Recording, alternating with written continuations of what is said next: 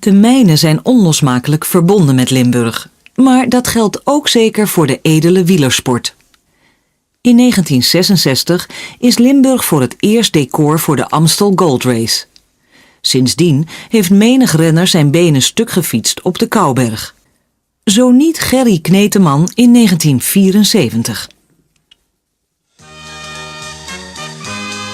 Het zijn heus geen spiegelgevechten die daar worden geleverd. De Belgen missen hun Eddy Merckx, die door ziekte niet kon starten, maar willen de zege niet aan de Nederlanders laten.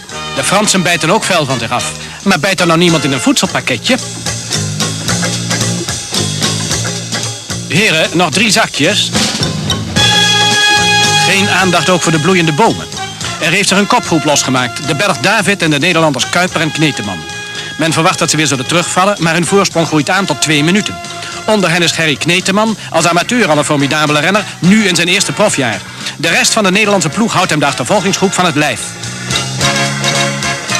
Die hebben er toch aardig de spurt in gezet, maar ze weten nog niet dat Kneteman zich uit de kopgroep zal losmaken en dat niemand hem meer zal kunnen inhalen.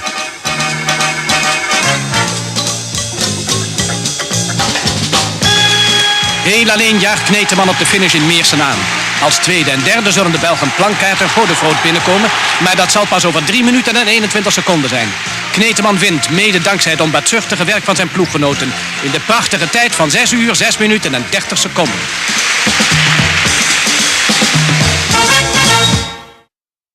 De eerste ronde van Nederland voert de renners door heel Nederland. Het is geen toeval dat 3 van de 8 etappes worden verreden in Limburg. De 4e etappe gaat naar Maastricht. Bij Venlo duiken we onder het spoorwegviaduct door en rijden we naar voren, naar de kopgroep van 10, die al sinds enige tijd het peloton ver vooruit is.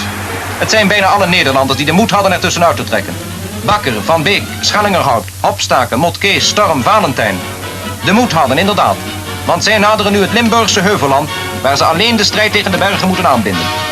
Geen sterke buitenlandse klimmer in de buurt aan wiens wiel je kunt gaan hangen. Maar wat is dit voor lekenpraat? Want onze jongens hebben geen gangmaker nodig, let u maar op. Als er geen valpartij was gekomen, dan zouden er zonder twijfel nu meer dan deze 2 de Kouberg optrappen. Bakker nummer 97 en Schellingerhout. En kijk ze eens klimmen. Niet gek hè, als je al 200 kilometer in de benen hebt zitten.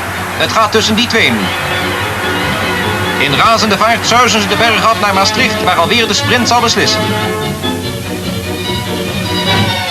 Bakker wint met klein verschil en verovert de oranje trui. In Maastricht genieten de renners van een rustdag. Op een terras in de stad ontmoeten we Bakker en Schellingerhout. Belgische renners vonden we op het Vrijthof, waar ze de duiven aan zich verplichten.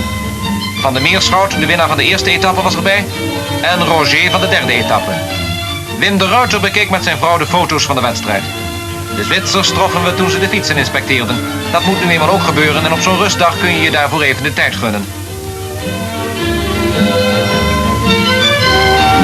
De Fransman Coutorbe was zeer nieuwsgierig te weten wat ze bij hem thuis van de koers denken. En alleen Tony Verhoeven maakte er een echte rustdag van. Leonard Hardy uit België won op deze dag de ronde van het Vrijthof. Dat is ook een manier om fit te blijven.